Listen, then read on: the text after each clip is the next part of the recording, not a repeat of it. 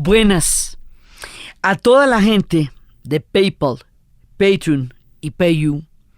Les queremos pegar un agradecimiento, un abrazo, un cariño por la comunidad que hemos formado tan bacana, por todo lo que nos apoyan y por todo lo que nos ayudan y por todo lo que hacen posible este proyecto. Muchas gracias a todos ustedes. Lo sentimos siempre, en cada momento y en cada relato. Hoy vamos a hacer 2 capítulos, uno hoy y la próxima semana, de Japón Reloaded. Nosotros habíamos narrado el viaje a Japón en plena pandemia cuando estábamos encerradísimos. Y resulta que ahora se acercan las Olimpiadas y vamos a hacer una reedición del viaje que les conté, pero con la musicalización hermosísima.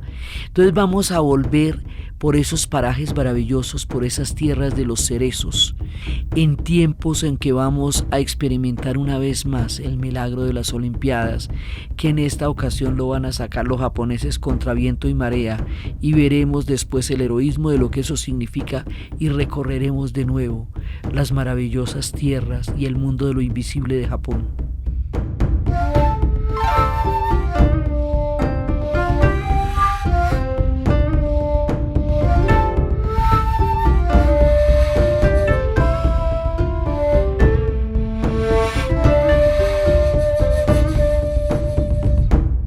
Vamos a Japón, para las 4 islas del Japón. Japón está conformado por Honshu, Kyushu, Shikoku y Hokkaido, que es la más septentrional. ¿Dónde queda Japón? ¿Dónde tiene que quedar? Japón queda exactamente donde Isamani y Isagani los hicieron, porque si Japón quedara más al norte, si fuera más septentrional, no tendría el beneficio del arroz. Si Japón quedara más al sur, si fuera más meridional, no tendría la belleza del monte Fuji. Si Japón quedara más cerca de China, habría sido absorbido por la fuerza gravitacional del imperio chino, pero si quedara más lejos de China, habría perdido la oportunidad de su influjo civilizador, que en todo caso ha sido una gran influencia poderosa en la formación de la cultura japonesa. Esto es una invitación oficial de Yaita que me llevan a estudiar la historia y las religiones del Japón.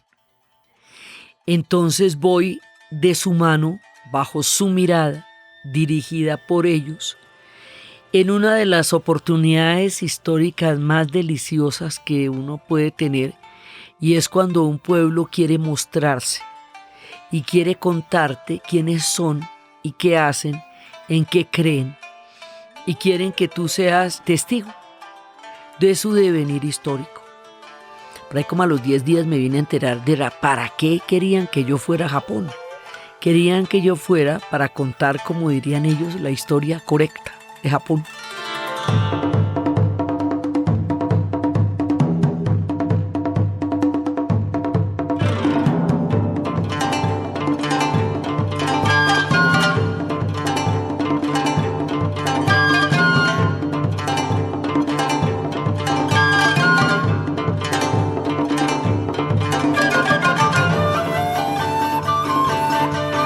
Esto es un viaje súper bien organizado, o sea, obviamente, ¿no? Esto es una cosa de un nivel que uno se abandona al asombro.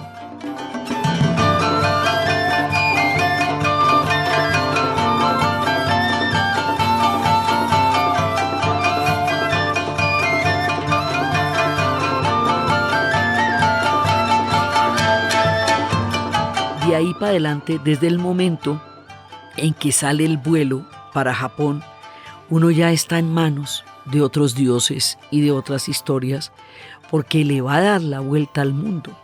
El viaje lo hice por Nueva York, entonces se hace por la tapa de arriba del globo terráqueo, por el Atlántico Norte, para llegar al Pacífico. Eso hay muchas maneras, ¿no? Porque también se puede ir por el Pacífico, se puede ir por Los Ángeles, pues a mí me mandaron por allá. Entonces uno llega a Japón, mediodía, aeropuerto de Narita, Tokio.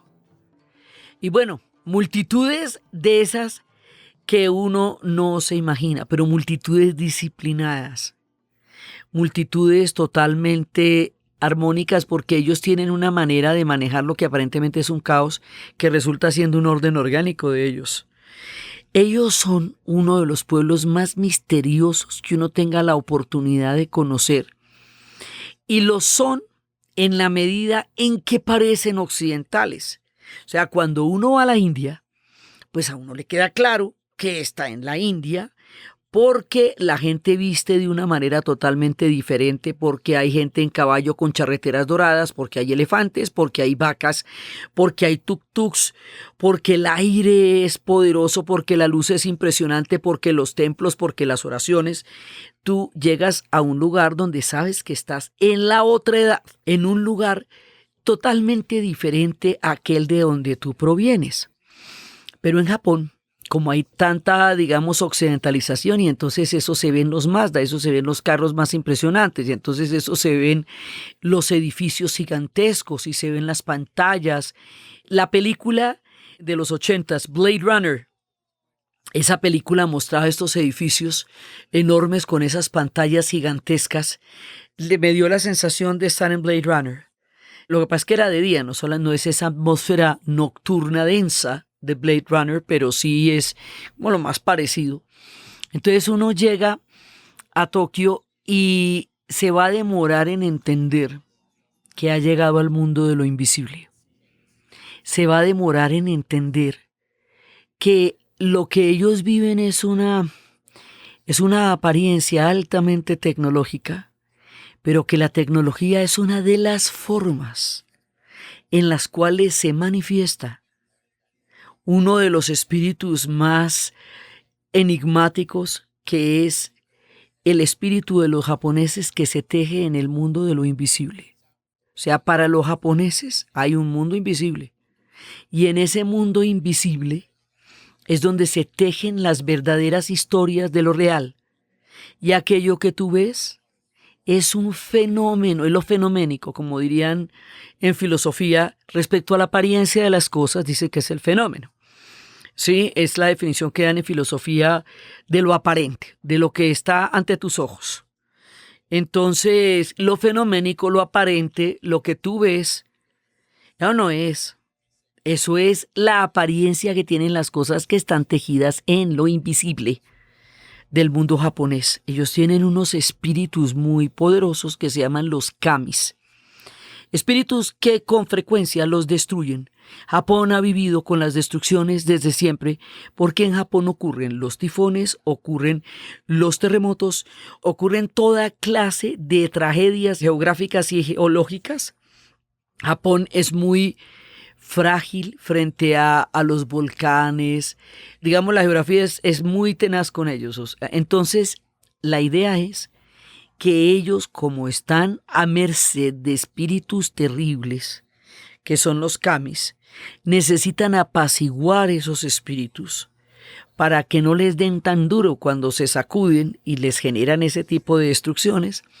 Entonces dicen que la obsesión de la belleza de los japoneses es una manera de mantener en calma a los terribles espíritus que los aquejan permanentemente en su turbulenta geografía. Dicen también que el kami es una manera de poder recitar un poema en la mitad de la batalla, que el kami es una manera de entender la fuerza de lo sobrenatural, que el kami es una manera de entender que no eres tú quien gobierna los espíritus telúricos de la tierra donde estás. Eso lo tienen ellos muy claro. Y como las destrucciones han sido tan reiterativas en su historia, se familiarizan con eso y se la toman suave, porque ¿qué más hacen? Cuando les pasa muy duro, como le pasó a la de Fukushima. Eso fue mucho tiempo después del momento en que yo fui, pero esta fue una combinación en donde fue un tsunami, un terremoto y un escape de una planta nuclear. O sea, la planta nuclear estaba en ese momento preparada para un terremoto de 9 grados en la escala de Richter, o estaba preparada también para un tsunami, pero no estaba preparada para un tsunami y un terremoto. Para todo eso no, estaba preparada para condiciones adversas, pero no juntas. Entonces, a ellos les pasan cosas de un nivel y ellos saben que la destrucción los acompaña y la creación también. Tienen un espíritu colectivo, porque tienen una profunda influencia de China y tienen parte del confucianismo, que es aquella correspondencia entre círculos del soberano al súbdito, entre círculos de los ancianos a los jóvenes, de círculos de los hombres y las mujeres. O sea, el confucianismo es un engranaje en donde todo el mundo tiene una función y una razón de vivir y de ser, y las reglas son súper claras. Y con que usted haga lo que tiene que hacer donde nació y como nació, funciona todo el sistema.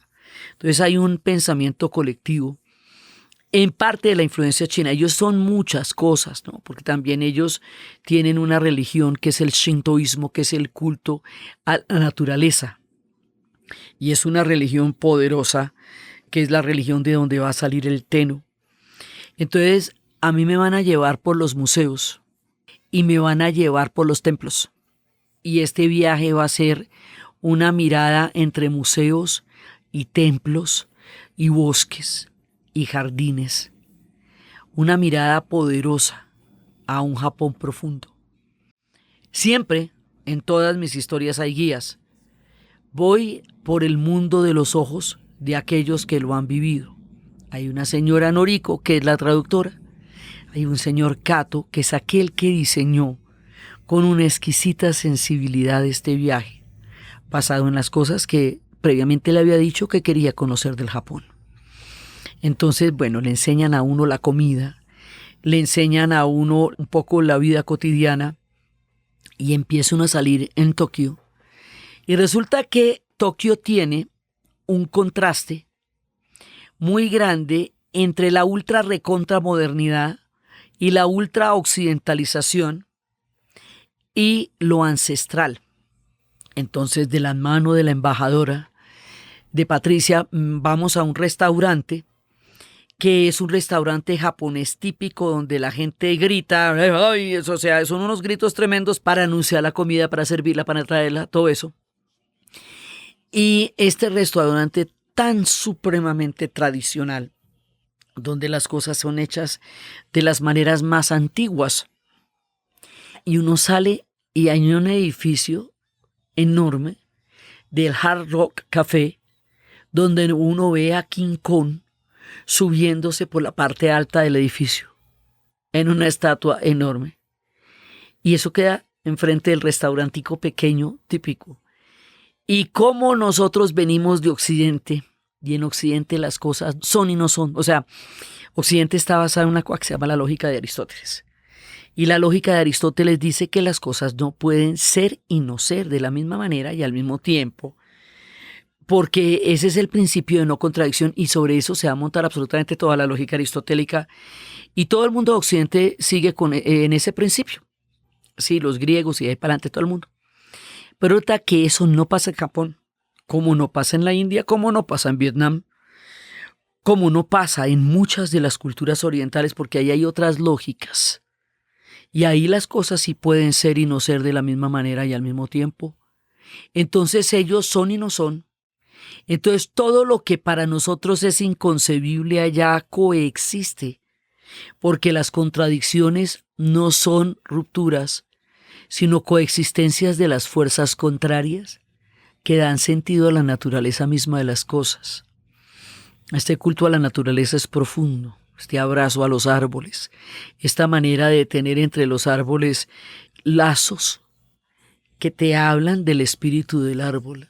Entonces, la ultramodernidad coexiste con el culto a la naturaleza. Eso lo va a ver uno todo el tiempo. Los trenes bala, la sensación de futuro que siempre dan. De pronto uno ve en la calle comida en estas cajas como amarillas, ahí donde uno ve pollo y empanadas y todo eso que ve en la calle, pero las manitas son de robots. Entonces uno se acuerda que está en Japón porque las manitas son de robots. Muchas cosas habrían de pasar, o sea, todo lo que uno ve allá va a llegar en algún momento al resto del planeta porque su sentido de futuro es absolutamente impresionante.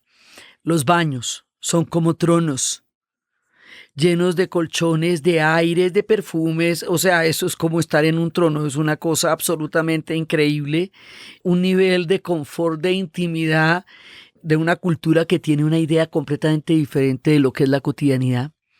Y una adaptación a unos espacios pequeñísimos porque están contraídos a un lado de las islas para que existan esos gigantescos bosques en donde la naturaleza se expresa en toda su belleza. Entonces ellos utilizan es como franjas para habitarlas en una densidad de población muy grande, para que los bosques estén ahí, porque en los espíritus del bosque es donde realmente está la fuerza del Japón. Entonces uno llega a Tokio y se acuerda de la película Lost in Translation, Perdidos en Tokio, pues porque uno sí queda muy perdido en Tokio. O sea, si uno no tuviera un guía en ese momento, no tendría cómo cruzar las calles ni para adelante ni para atrás. La frenética vida, los restaurantes, las horas pico, el trabajo y la tradición y lo moderno. Y entonces lo suben a uno a la torre de Tokio y uno dice, la modernidad, no hay edificios de unas formas completamente increíbles. O sea, el juego de la arquitectura es un desafío a la imaginación, porque los edificios tienen todas las formas posibles. Hay un atrevimiento con la arquitectura que uno no ve en otros países. Y bueno, todo el mundo antisísmico porque allá tiembla como tiembla. Pero entonces yo les preguntaba, ¿no? Yo les preguntaba a ellos por qué Tokio era una ciudad tan completamente diferente a la Tokio tradicional que fue pulverizada durante la Segunda Guerra Mundial. ¿Por qué? Entonces ellos decían, esa Tokio, les recuerdo que durante la Segunda Guerra Mundial, todas las batallas del Pacífico, que uno ve como la misma batalla en miles de películas, la misma, los portaaviones y los acorazados, y la cantidad de aviones cero arriba, y Toshiro Mifune en las películas, y uno no las entiende, pues son exactamente iguales. Resulta que la estrategia de los Estados Unidos en la guerra con Japón fue invadir isla por isla hasta poder llegar a Okinawa y a Iwo Jima para poder desde ahí bombardear a Tokio. Entonces es la misma batalla porque es la misma batalla isla por isla hasta llegar a la distancia donde esté Tokio. Entonces Tokio, la antigua capital, que en otra época se llamaba Edo, estaba construida sobre estas estructuras de madera, bambú y papel, corredizas, ¿sí? Las que uno ve en Shogun y las que uno ve en todas las series japonesas. A eso le echaron bombas de fósforo. El nivel de destrucción fue absolutamente impresionante. Y por estas cosas de la vida, hacía 6 meses yo había ido por primera vez a Europa del Este. Y hace 6 meses había estado en Polonia por primera vez. Y hacía 6 meses había visto la milimétrica reconstrucción de Varsovia, basada en las pinturas de Canaletto que les estaba contando y también basada en la memoria de la gente de cómo era su casa. Entonces les pregunté por qué habían elegido hacer una cosa completamente nueva en lugar de retomar milimétricamente el pasado de Tokio. Entonces, contándoles de la belleza que hoy día tiene Varsovia. Entonces ellos me dijeron, Tokio también era una ciudad muy hermosa, pero si la hubiéramos reconstruido tal y como era antes de los bombardeos de la Segunda Guerra Mundial, todos los días nos levantaríamos en una ciudad reconstruida con el recuerdo de que había sido totalmente borrada del mapa y que había tocado volverla a ser de la nada como estaba nuestro recuerdo. Semejante sensación nos resultaría demasiado dolorosa para vivir con ella en la vida cotidiana. Por eso decidimos hacer una cosa completamente diferente que no nos recordara el horror de la destrucción que vivió Tokio durante los bombardeos de la Segunda Guerra Mundial. Entonces, cada uno tiene su manera de matar pulgas. Y viajar es eso. Viajar es tan importante porque viajar es entender las soluciones históricas y culturales con las cuales los pueblos enfrentan los desafíos de la historia. porque eso es solamente con los ojos y los relatos de las personas que vivieron lo que vivieron, que te hacen entender la otredad, que te hacen entender que el mundo es múltiple, diverso, heterogéneo y que muchas otras maneras de pensar, de vivir y de creer son posibles y tan válidas como la tuya. Ese enfrentarte a la otredad total es lo que enriquece más de los viajes. Por eso viajar no puede desaparecer, porque el espíritu humano se vería enormemente mutilado sin los viajes. ¿Cómo serán ahora? No sé, pero viajar es la manera como la naturaleza, la mente, el cuerpo y el espíritu expande el ser para entender al otro, respirar otros aires y mirar otros atardeceres, en este caso, en el país del sol naciente. Entonces uno llega allá y, bueno, la extrañeza es absoluta. La extrañeza en la manera como comen, pero no solamente en la manera como comen, sino cómo se sirven los platos, cómo se lavan las manos, todo este culto a la limpieza total y absoluta que viene del Shinto, porque en la mitología del Shinto hay un momento en que Isamani va al mundo del Yomi, es el mundo al inframundo, al mundo de los muertos. Ella ya va a morir porque ellos tienen una historia en que Isamani y Sagani, a uno le sobraba algo y a otro le faltaba algo y se pusieron a ver qué hacían con eso y llenaron el Japón de hijos. Hicieron esta isla que brota de las lanzas que van a caer en forma de gotas doradas, que van a ser las 4 islas del Japón. Y entonces Izanami muere, Sagani va y la busca en el inframundo. De eso hemos hablado muchas veces, el tratar de buscar al otro en la muerte, pero nunca funciona. Eso nunca le ha funcionado a nadie. Entonces resulta que cuando la ve, la encuentra descompuesta, porque ella ha comido los frutos del yomi, y los frutos del yomi son los frutos de la muerte, y los frutos de la muerte la han llevado a la descomposición del cuerpo, y él no soporta la repugnante imagen de la que fue su amada una vez en la putrefacción de los frutos del yomi.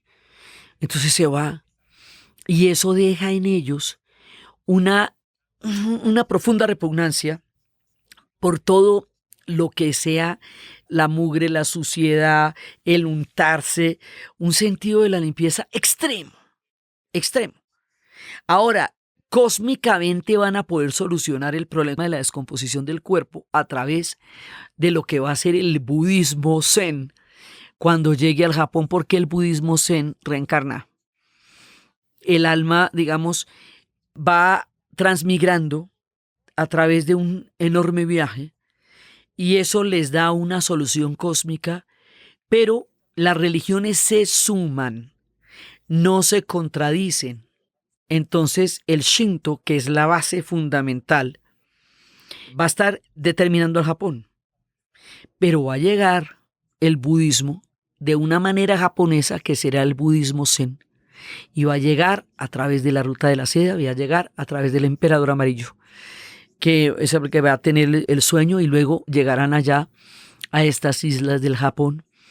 Y entonces uno se va dando cuenta de todas estas cosas en Tokio, con las exposiciones más impresionantes de arte, con los trenes, con la manera como hablan. Tienen una serie de gestos, ¿no? Como dicen, uso mucho esas expresiones, ¿no? Y con las manos, es una manera en que están contando digamos, como un poco el asombro. Ya cuando empieza uno a interactuar con ellos, esa aparente inmutabilidad de sus rostros, que Occidente califica como inexpresivos en su simplificación de las otras culturas, no es así. Ya cuando uno se mete con ellos y empieza a entrar en su mundo, en su dulzura, en su amabilidad, en su profundo respeto, en la forma como ellos se van abriendo a mostrarle a uno su Japón, del cual se sienten tan profundamente orgullosos, que tiene también otros pueblos que han llegado, porque una época en que en el Japón la gente no alcanzaba a vivir en la tierra que había porque era mucha gente. Entonces empiezan a mandar japoneses en el siglo XIX, empiezan a mandarlos por ahí, a exportarlos a otros países. Muchísimos los mandaron al Perú, muchísimos. Y muchísimos los mandaron al Brasil, muchísimos. Y otros muchísimos van a ir a las costas pacíficas de los Estados Unidos. Estos eran soluciones históricas para llevar cantidades de población a otras tierras. No volverían, y volverían las siguientes generaciones cuando quisieran. Entonces ellos tienen una diáspora programada por el Estado, y esa diáspora pues hace que mucha gente venga de diferentes lugares, porque fueron sus padres los que fueron llevados, o sus abuelos, en estas programaciones de repartir colonias japonesas por diferentes lugares del mundo. Sus costumbres son tan particulares que cuando ellos han estado por fuera 4 o 5 años, al regresar a la isla los rejaponizan. Un poco los tienen un poquito concentraditos para volverles a acordarse de lo que es ser japonés, porque eso tiene una serie de reglas muy estrictas, del respeto, del ruido, digamos, la manera como ellos consideran que el respeto al otro es absolutamente una conducta de vida. Son así, absolutamente respetuosos. Entonces uno está en este Tokio frenético, en este Tokio vertiginoso, y aparentemente está en el centro de la modernidad, ¿no? Del futuro. Aparentemente está en una ciudad enloquecida y enfebrecida por toda la cantidad de multitudes. Pero hay espacios. Entonces de pronto uno se mete en las casitas, y en las casas, como en una especie de vitrina, hay un jardín de caja. Eso lo llaman así, un jardín de caja.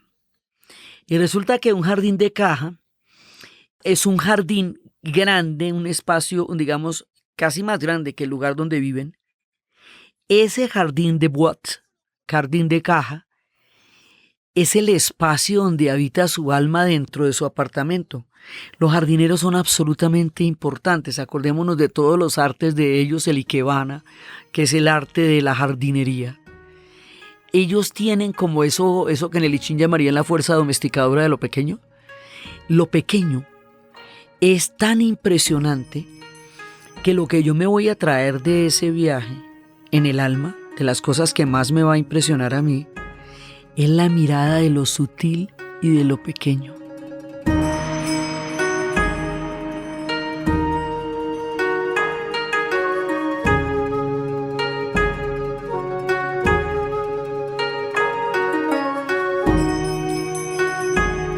El poder llegar y saludar un jardín y poder entender.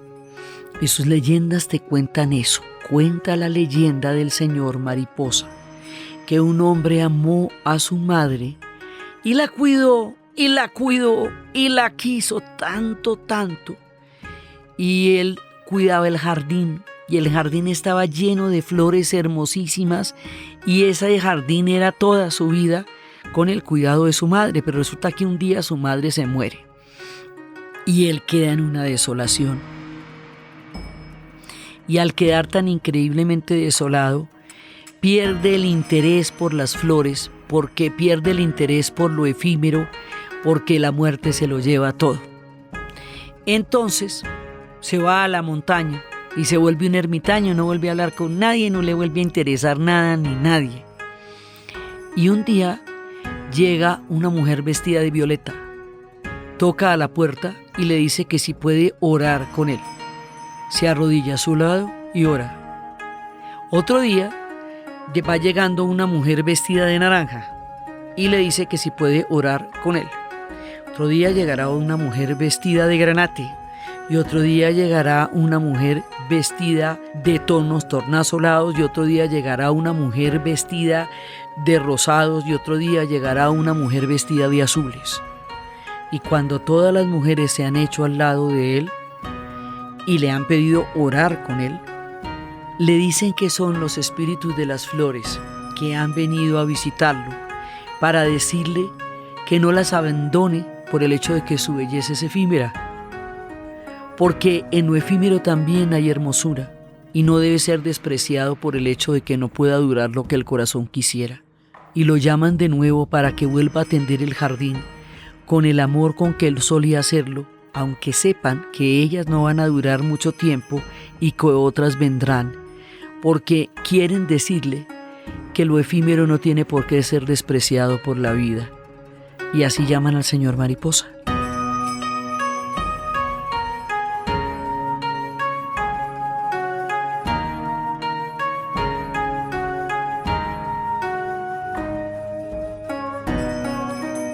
El tema de los jardines es una cosa absolutamente impresionante. Lo que le dedican ellos a los jardines. Los jardines, como ellos están en el culto de la naturaleza, ellos están en la vida con ese jardín y el jardín está en la vida con ellos. Ellos no están separados de ese espíritu que los habita a todos. Entonces hay unos pequeños espacios en el interior de estas vertiginosas ciudades, de estos edificios tan impresionantes, donde la intimidad de una planta y de una flor te ponen en un estado de espíritu totalmente diferente, dejando los zapatos en la puerta, entrando con todo respeto y arrodillándote para cenar, cuando te llevan en esas cajas lacadas esta comida de una variedad impresionante y que en el mismo glamour y delicadeza de cómo están servidos y de los colores que tienen, te van mostrando una maravillosa manera de entender la estética. Todo es bonito, porque de eso se trata, de la belleza. Y se trata de la belleza y se trata de la miniatura. Entonces, este viaje me va a llevar primero a Tokio, pero yo después voy a volver a Tokio. Siempre en estos viajes se vuelve a la capital y se van a hacer, digamos, idas y venidas, porque hay una parte donde llego y luego otra vez regreso. Después el viaje va a terminar después en Tokio, cuando ya se hayan visto muchísimas cosas. Entonces empieza el viaje hasta Kioto. ¿Qué les digo yo de Kioto? Eso sí que es una cosa impresionante, porque entre Kioto y Tokio están momentos muy importantes de la historia del Japón.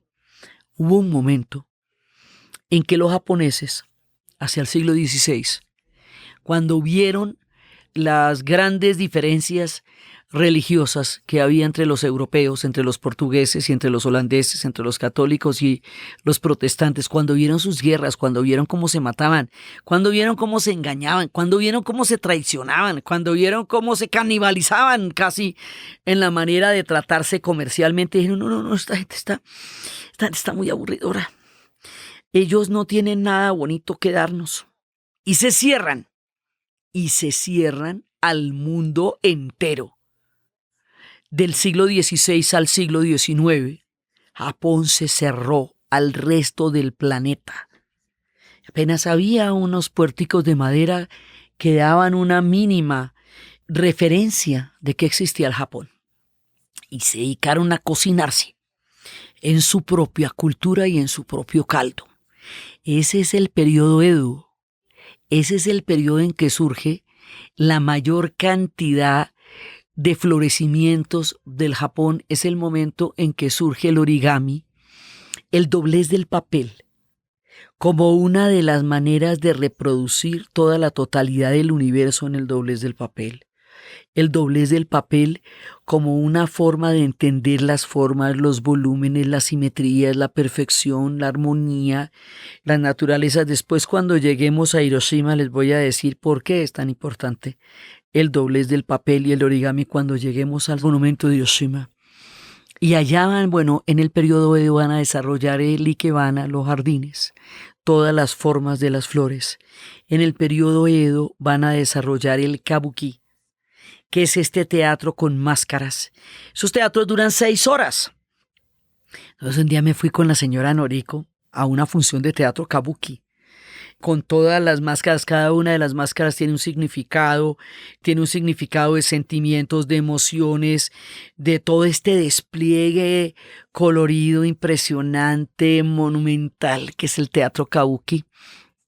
Y entonces ella estaba preocupada porque normalmente las personas extranjeras no se aguantan las 6 horas de presentación y se van y se aburren. Y ella estaba muy preocupada porque al final hay una princesa que se convierte en león y entonces es la parte que más le gustaba a la señora Noriko. Y le da miedo que se fuera uno antes. Pues yo no tenía nada más que hacer que ir a ver a los japoneses. O sea, de eso se trataba. Cuando terminamos el último acto, ella estaba muy feliz. Me dijo, gracias por respetar nuestro arte. Porque para ella era una gran cosa. Además, ellos se ríen. Uno no entiende nada. A pesar de que tiene la traducción, uno no entiende nada. Entonces hay momentos en que aparecen personajes vestidos de negro. Y yo le dije, ¿qué están haciendo? Me dijo, ellos no se deben mirar. Eso es la nada en el teatro, la no existencia. Ok. Sí. Y eso que el teatro kabuki es visible. El teatro no es más complejo porque el teatro no interactúa entre las fuerzas de lo visible y las fuerzas de lo invisible. Entonces hay una gran cantidad de cosas que uno no está viendo en la obra porque son invisibles. ¿Sí? Los actores reflejan lo que les produce en su alma el reflejo de lo invisible. A ver, pero los japoneses sí lo ven. Están acostumbrados a ver lo que es visible y a entender lo que es invisible. Pero para ellos el teatro no es perfectamente comprensible, pero para nosotros es una cosa de lo más extraña. En las épocas del periodo Edo surgen las geishas, que vamos a ver en Kioto. Una geisha es una mujer capaz de generar un nivel de armonía entre los hombres. Es la naturaleza de una forma de lo femenino que está manejando lo sutil. Ella debe tocar instrumentos. Ella debe saber poesías. Ella debe aliviar las tensiones, sobre todo entre los grandes ejecutivos cuando dicen que la conversación de la geisha revuelve la sopa, un poco cuando la cosa se pone tensa. Ella genera un nivel de intimidad y un nivel de ambiente y de armonía que hace que las cosas fluyan. Entonces, también puede haber sexualidad en las geishas, también, pero no se trata de eso. Se trata de todo a la vez. Se trata de la sutileza. Y ahora, ¿por qué la confusión? Porque cuando llegan los gringos en la Segunda Guerra Mundial, no tienen nada que se parezca a eso. Piensan que ellas son prostitutas y las tratan como tales. Y esto es una cosa mucho más profunda. Y es una cosa que no es comparable. Aunque haya una sexualidad como parte de todo lo que significa una geisha también, pero es que primero el concepto de belleza es muy diferente, pero es que para ellos lo que es sensual es la espalda. Eso es una de las cosas hermosísimas de viajar, entender uno dónde está la belleza, que la belleza de los chinos está en los pies, que la belleza de los japoneses está en la espalda, por eso en la espalda es que tienen el escote de los kimonos, no enfrente. Entender el pelo. Sí, en los secretos de una geisha de todas maneras se explican bastantes tips y cómo de todas maneras la forma del pelo puede ser la forma del melocotón partido y cómo cada uno de los adornos tiene un significado, el caminado, la mirada, el manejo del abanico, la forma de desplazarse, la sutileza, todo, la forma como sirven el té. La ceremonia del té. La ceremonia del té es una cosa del otro mundo. La ceremonia del té dura 4 horas y te llevan a una casa de té y te muestran el té verde y te van dando la ceremonia de cómo el té va a llegar a entrarte en una esfera de relación que es para lo que sirve la ceremonia del té con las hojas. Las geishas deben conocer profundamente los secretos de la ceremonia del té y los kimonos de colores que son de unos colores en la primavera, de otros en el invierno y de otros en el otoño. Y las casas donde las geishas están son un patrimonio cultural de la historia del Japón y se ven en Kioto. Ahí uno las ve en su núbil sutileza y a uno le parece que está alucinando. Cuando ve las geishas es muy emocionante. Y los faroles rojos y esa dulce arquitectura de Kioto, es que Kioto es completamente diferente a esa ultramodernidad de Tokio. Kioto es de papelito, Kioto es de lucecitas, Kioto es de penumbras, de luces tenues. Estar en Kioto es estar en otro espíritu, es estar en otro ambiente completamente diferente. Y entonces vamos a los templos dorados y los templos plateados, el templo del sol, el templo de la luna, que se van acercando. Y resulta que la señora Noriko me decía con los templos que a ella le gustaba ir antes de que florecieran los cerezos. Ya iban, esto es febrero, ¿no? O sea, ya nos vamos a preparar porque pronto florecerán los cerezos. Pero en ese momento todavía las hojas estaban caídas, los árboles eran samizos. Ella me decía que ese era su momento favorito. Primero porque se podía ver la belleza de los templos sin que interrumpieran con la maravilla de las flores a la belleza del templo. Entonces se podían apreciar los templos. Cuando florecían los cerezos, los templos desaparecen frente al espectáculo del florecimiento de los cerezos. Pero segundo, la ansiedad, el anhelo, la ilusión de ver florecer los cerezos, para ella era más bonito que cuando florecían los cerezos. Porque eran tantas las ganas de que florecieran los cerezos, que ella disfrutaba las ganas de que florecieran los cerezos más que el florecimiento mismo de los cerezos. Entonces estaba encantada porque estábamos en el momento en que ya pronto florecerán los cerezos. Valoran otro tipo de cosas. Sí, ya cuando florecen los cerezos, eso no me tocó, pero el florecimiento de los cerezos, maestros, esa es la locura furiosa, porque además caen sobre el té, caen sobre la gente se sienta debajo a ver florecer los cerezos, y eso da todo un sentido a la vida, y breves como son, efímeros como son los cerezos, cuando florecen, son lo suficientemente importantes para que den sentido a su vida en el breve lapso en que florecen los cerezos. Entonces, toda la apreciación es distinta, el sake, la comida, todo es diferente. Entonces, en el Japón interior voy a tener otra guía.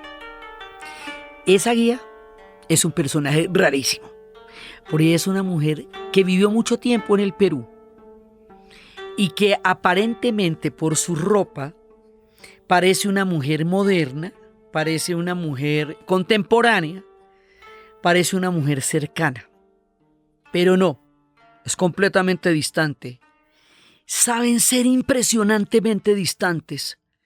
O sea, con una amabilidad que no tiene nada que ver con la cercanía. Es muy raro, sobre todo para un latinoamericano, raro. Pero son así. En cambio, la señora Noriko, que tenía una vestimenta muy tradicional, de boticas cortas, parecía una viejita, una mujer de una amplitud mental muy grande, junto con el sentido poético del señor Kato, pero la guía del Japón interior era una mujer severa, casi inflexible, con una apariencia mucho más cálida de lo que en realidad era. Sabía tener una distancia interior que en nuestra cultura no se conoce. Ellos saben ser distantes y también saben ser cercanos. Entonces, de la mano de esta señorita doña Rita, porque era bien mandona, me toca a mí el Japón interior. Y ahí empieza otro viaje completamente diferente. Lo que es el Japón interior. Esto es otra cosa. Y ahí vamos a ver un montón de historias. El santuario de Hiroshima. Ahí vamos a ver a Nara, la antigua capital, muchas cosas diferentes y profundas del Japón ya por dentro. Pero esto lo vamos a continuar en el siguiente capítulo, en el otro episodio de estos 2 podcasts dedicados al viaje por la tierra del sol naciente, por la misteriosa y hermosa cultura del pueblo japonés. Entonces, desde los espacios de la frenética Tokio, de su exuberante modernidad y su ancestralidad en los espíritus de lo invisible, desde la maravilla de Kioto, desde el kabuki, desde el periodo Edo, desde el origami, desde las historias de un pueblo obsesionado por la belleza para aplacar los espíritus que lo aquejan en una isla donde todo coexiste al mismo tiempo, la ancestralidad, la modernidad, el futuro, la sabiduría, el presente, la sutileza, las islas flotantes y la poesía en la narración de Ana Uribe. Y para ustedes, feliz día, cualquiera que ese día sea. Este podcast fue posible gracias al equipo de la Casa de la Historia. Diana Suárez, Milena Beltrán, Arturo Jiménez Viña, Daniel Moreno Franco. Grabado en Los Gatos Estudio. La edición y la musicalización de Eduardo Corredor Fonseca, de Rueda Sonido, y siempre con la ayuda fuerte y poderosa de Santiago Espinosa Uribe y Laura Rojas Aponte del podcast Cosas de Internet.